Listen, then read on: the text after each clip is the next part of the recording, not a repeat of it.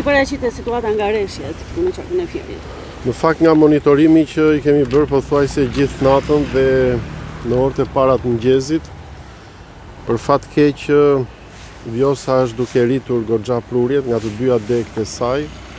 Nga informacionet më të fundit që kemi në Memaliaj, aty ku kemi edhe një shkallë matës, niveli pothuajse ka shkuar 6 dhe sipas gjithë përvojës son të viteve të kaluara, kur kalon 6 dhe kur i afrohet le themi 6.5-s, atëherë fillon edhe shfaqjet rreziku për gjithë zonën tonë.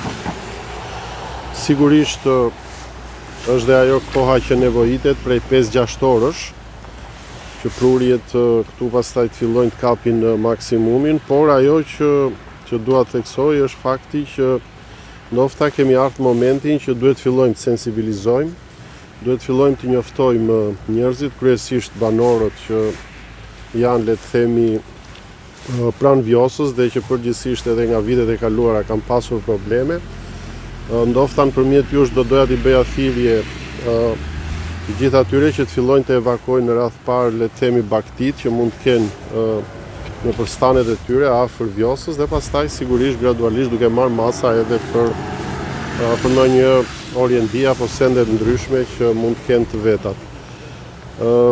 Masa konkrete bashkia ne kemi filluar njoftimin e banorëve që në orët e para të mëngjesit nëpërmjet kryepleqve, nëpërmjet administratorëve të njësive për bërë sensibilizimi, por sigurisht edhe roli juaj këtu është i pazëvendësueshëm në këtë mes.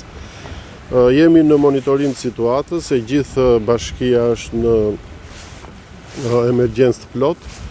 Po afrojmë gjitha mjetet që kemi ne, kamiona, skrepa, për çdo moment që mund paraqitet dhe çdo ndërhyrje që mund nevojitet në territor.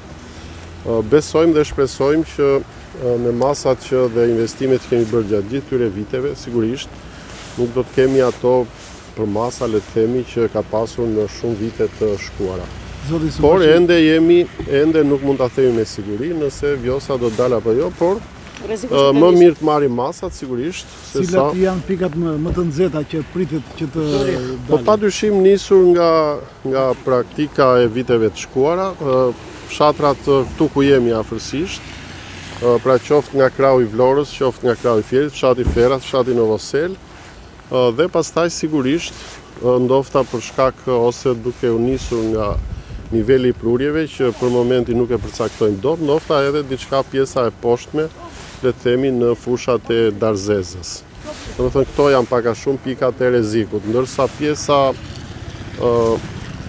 sipër vjosës, pra duke filluar në fshatrat e Frakullës, të Cakranit kështu me radhë, edhe për shkak të nivelit që janë pak më të larta nuk paraqesin rrezik, sepse asnjëherë s'kan pas rrezik nga përmbytjet që kanë ndodhur. Gjendja e hidrovorëve cila është?